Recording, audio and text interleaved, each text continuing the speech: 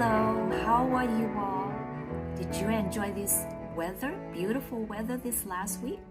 Sunny day and not so hot, right? Tonight, I continue to pray to our loving Lord to bless you. Bless you with joy, peace, and love. And that He's always with you, stay by your side, protecting you, watching over you and your family. Tonight we are continue to study the book of Genesis. And prior to that, I would like to do a recap of what we studied last week. Well, last week we talked about Jacob's family running out of grains, and they have to travel down south again to buy grains from Joseph. And do you remember that they addressed Joseph as the man? A hint of their fear of him. To them, Joseph was a fearsome, powerful man who was very demanding. The brother told their father that the man told them that if they need to buy grains again, they need to bring their little brother Benjamin.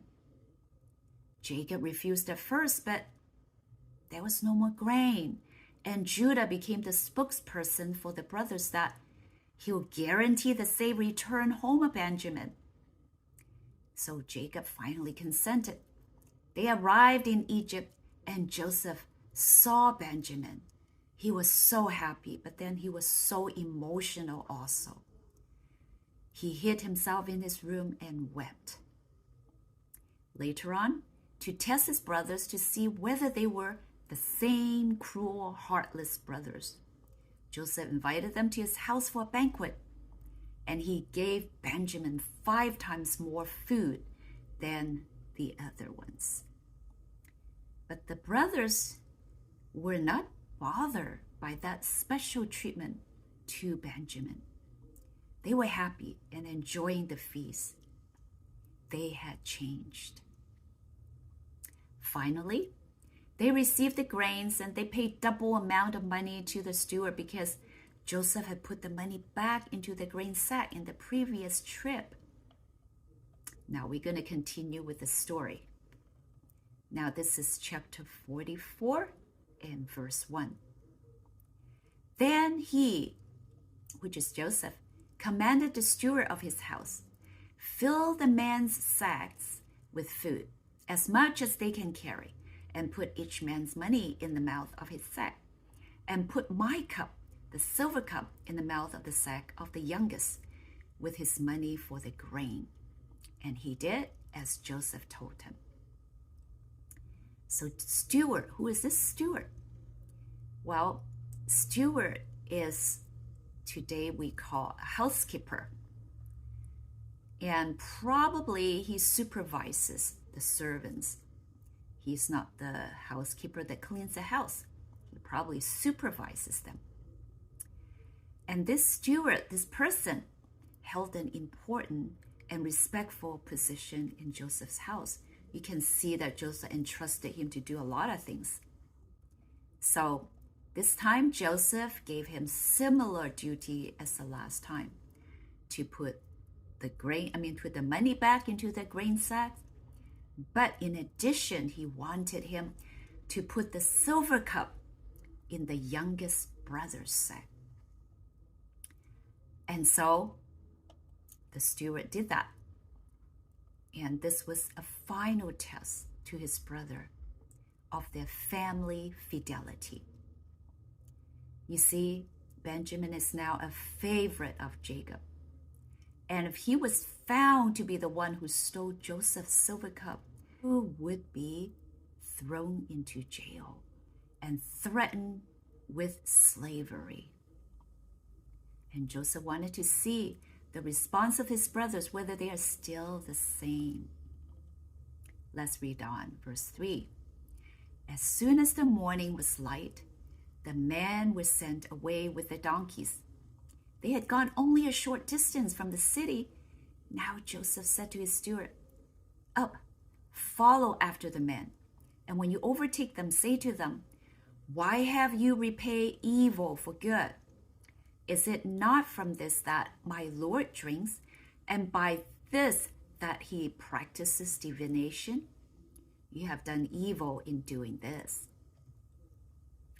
So, a little while after the brothers left Egypt, as part of the plan, Joseph sends his steward after them.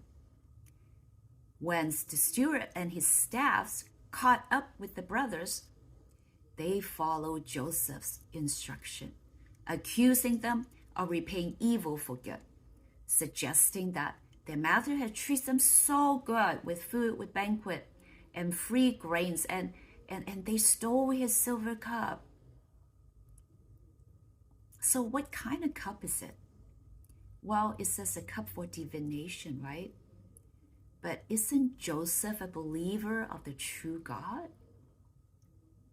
Well, let me explain a little bit about this cup, and the divination that the Egyptian practiced. Actually, it's called hydromancy, a form of ancient Near Eastern divination. They made use of vessels of water. Objects or liquids put in the water generated patterns that were thought to reveal the future. It was forbidden by God to practice divination. And scholars agree that this does not indicate that Joseph actually practiced pagan divination. And this description of him, of having this cup, was actually just a necessary strategy to cover up his identity before his brother. And we know from the previous chapter that Joseph received revelation from God alone. He was faithful to God, and he believed in the God that his father worshiped. Now, verse 6. When he overtook them, he spoke to them these words. They said to him, "Why does my Lord speak such words as these? For be it from your servants to do such a thing. Behold, the money that we found in the mouth of our sacks, we brought back to you from the land of Canaan. How then could we steal silver or gold from your Lord's house? Whichever of your servants is found with it shall die, and we also will be my Lord's servants." He said, which the steward said, "Let it be as you say. He who is found with it shall be my servant, and the rest of you shall be innocent." Then each man quickly lowered his sack to the ground, and each man opened his sack, and he searched, beginning with the eldest, ending with the youngest. And the cup was found in Benjamin's sack. Then they tore their clothes, and every man loaded his donkey, and they returned to the city. The brothers really didn't expect they would be accused of stealing. So they said, if anyone was found to have the silver cup, let there be a death sentence for him, and the rest will be Joseph's servant. But the steward said, "There's no need for death sentence, but the one who is found guilty will be his servant." So they reasoned with the steward that if their intention was of no good, they wouldn't bring back the money that they had found in their grain sack. So after they found the cup in Benjamin's grain sack, the brothers tore their clothes. Tearing the clothes is a display of extreme distress. The brothers demonstrated that they were absolutely horrified of the prospect of losing the beloved little brother Benjamin, and further hurting their elderly father Jacob. Verse 14. When Joseph and his brother came to Joseph's house, he was still there. They fell before him to the ground. Joseph said to them, "What deed is this that you have done? Do you not know that a man like me can indeed practice divination?" And Judah said, "What shall we say to my Lord? What shall we speak? Or how can we clear ourselves? God has found out the guilt of your servants. Behold, we are my Lord's servants. both we and he also in whose hand the cup has been found. But he said, Far be it from me that I should do so. Only the man in whose hand the cup was found shall be my servant. But as for you, go up in peace to your father. So they all returned back to Egypt to face Joseph, and they threw themselves to the ground before him. The steward reported what had taken place and who was the guilty one. While Joseph had orchestrated this event, we know that. So he didn't need any divination. He didn't need to have the cup to practice divination. Again, Judah became the spokesperson for the family. Judah recognized the impending penalty was their punishment for their treatment of Joseph 20 years ago. And in another word, they thought it was God's judgment on them for what they did to Joseph. While Judah's response is striking, he said, How can we clear ourselves? God has found out the guilt of your servants. Behold, we are my Lord's servants. So they thought their punishment is to be enslaved also. Judah declared that he and his brothers are now my Lord's slaves. In spite of how his brothers treated him, Joseph did not seek vengeance, but he tested them again.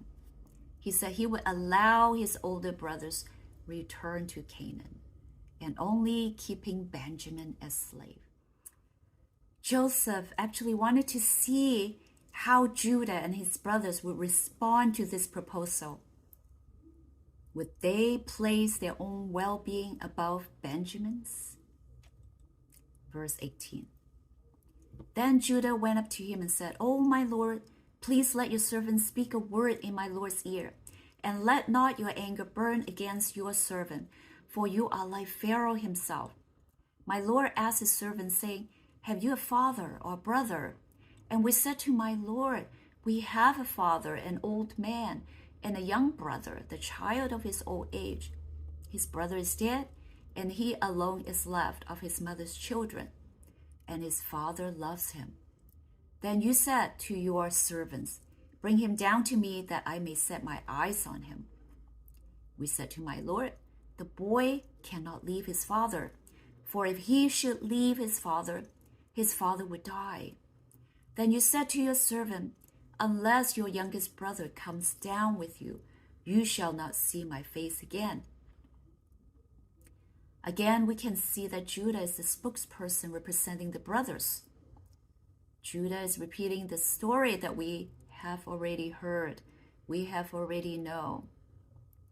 And he was trying to refresh Joseph's memory of why they brought Benjamin to Egypt. He was telling him that it was your instruction, you, my Lord's instructions, to bring him. You know, I have a feeling that besides testing the brothers, Joseph was listening to this story gladly because he wanted to hear more about his father. Let's continue. Verse 24. When we went back to your servant, my father, we told him the words of my Lord. And when our father said, Go again, buy us a little food, we said, We cannot go down. If our youngest brother goes with us, then we will go down. For we cannot see the man's face unless our youngest brother is with us. Then your servant, my father, said to us, You know that my wife bore me 2 sons. One left me, and I said, Surely he has been torn to pieces, and I have never seen him since. If you take this one also from me, and harm happens to him, you will bring down my gray hairs in evil to Sheol. Judah continued to explain to Joseph the family situation. He said initially the father was hesitant in sending Benjamin to Egypt with them. It is because Benjamin was the only child that's left from his father's favorite wife. The older brother by the same wife is no longer alive. The father would suffer severely if he loses this child. Now let's go on verse 30. Now therefore, as soon as I come to your servant, my father, and the boy is not with us, then as his life is bound up in the boy's life, as soon as he sees that the boy is not with us, he will die. And your servants will bring down the gray hair of your servant our father with sorrow to Sheol. For your servant became a pledge of safety for the boy to my father, saying, if I do not bring him back to you, then I shall bear the blame before my father all my life. Now therefore, please, let your servant remain instead of the boy as a servant to my lord. And let the boy go back with his brothers. For how can I go back to my father if the boy is not with me? I fear to see the evil that would find my father. Judah's speech to Joseph is the longest human speech in the book of Genesis. He humbly acknowledging Joseph's special status as equal to Pharaoh. Judah pleads passionately for the release of Benjamin. He told Joseph in some detail how the loss of Benjamin would severely affect his father. Having guaranteed the safe return of Benjamin to his father, Judah now offered himself as a slave in his place. More than anything else, Judah wants to prevent his father from suffering further grief. Judah's impassioned appeal to Joseph sharply contrasts with his previous proposal to sell Joseph into slavery. You remember that in chapter 37? Now Judah himself is prepared to suffer loss of freedom and great hardship in order that Benjamin not be enslaved in Egypt. We see here that Judah is a very different man from the one who sold his brother into slavery. And to read it deeper, we can see Judah's self-sacrificing love prefigures the vicarious atonement of Jesus Christ, who by his voluntary suffering healed the breach between God and humans. So what have we learned from this chapter or from this story? Well, we have learned quite a bit, but this is another observation that I have. God has been quiet since chapter 41, which is 3 chapters ago. God has not given Joseph or anyone else more dreams to reveal the future, nor about his will. Was he really quiet and ignore the nuances of their lives? The testing of Joseph's brothers was an instruction from God, perhaps? While in the previous chapters, we saw that God had given Joseph revelations and divine guidance through dreams, right? And also through his father when he was at home, and later even through Pharaoh, right?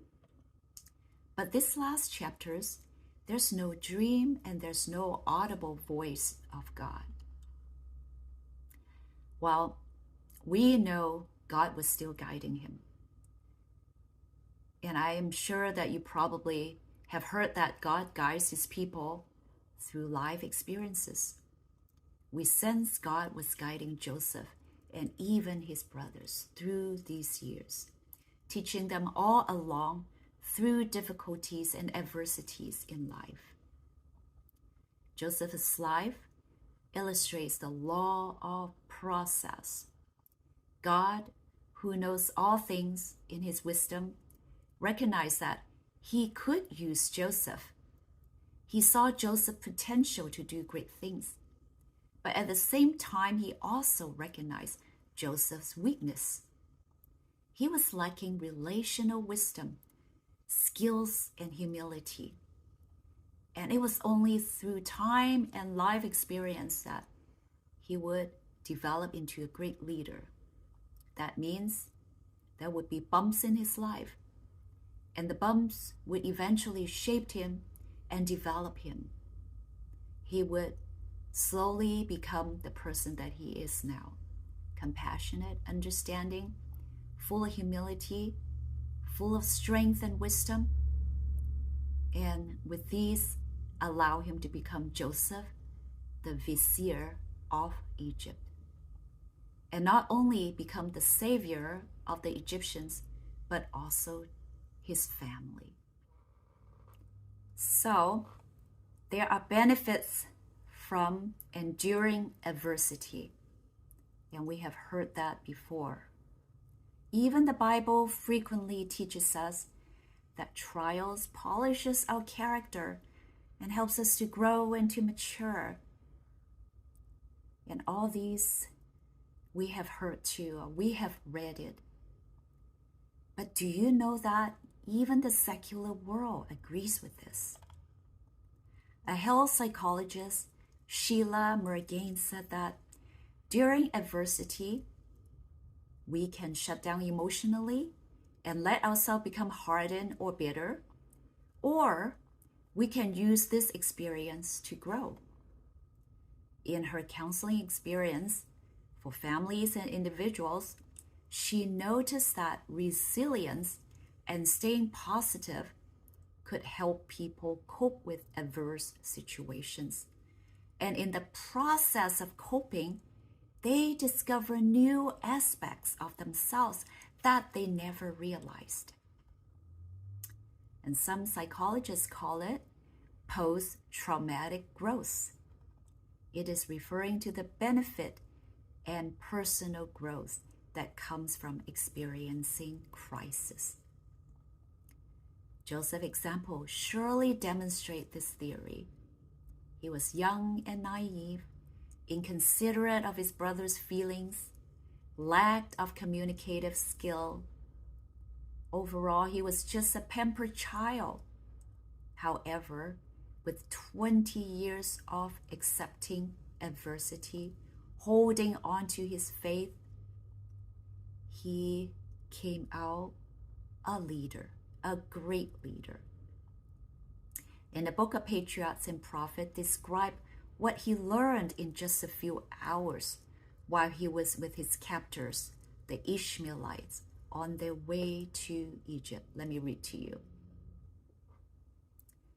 In the providence of God, even this experience, being sold as a slave, was to be a blessing to him. Joseph, this is talking about. He had learned in a few hours that which years might not otherwise have taught him. His father, strong and tender as his love had been, had done him wrong by his partiality and indulgence. This unwise preference had angered his brothers and provoked them to the cruel deed that had separated him from his home. Its effects were manifest also in his own character. Faults had been encouraged that were now to be corrected. He was becoming self-sufficient and exacting, accustomed to the tenderness of his father's care. He felt that he was unprepared to cope with the difficulties before him in the bitter, uncared for life of a stranger and a slave. But during this time of difficulty, Joseph, as a young man, did not become hardened with bitterness.